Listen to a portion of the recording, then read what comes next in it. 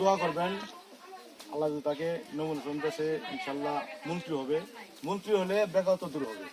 আপনার ছেলে আপনার মেয়ে চাকরি পাবে, আপনার ছেলে আর ঢাকা শহরটা করতে হবে না, আপনার ঘরে ভাত খায় ইয়ান ইউনিভার্সিটি করতে পারবে।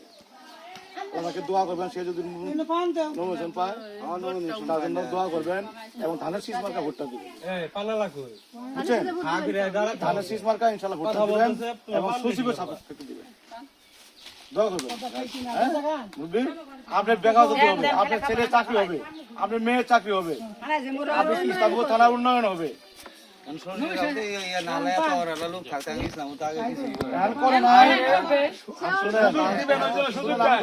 সরকারি আমলা যারা তারা কিছু করতে পারে না, যারা আমলা তারা কিছু করতে পারে, তারা মনে করেন বাধা দেয়। যখন সে জনপ্রতিনিধি হবে তখন তার কোনো বাধা নেই, তখন সবকিছু করতে পারবে। আমরা করতে গেলে প্রতিনিধি বাধা দেয়।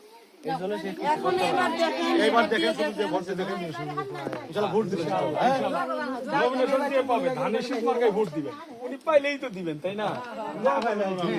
নমিনেশন যে পাবে তাকে দিবেন।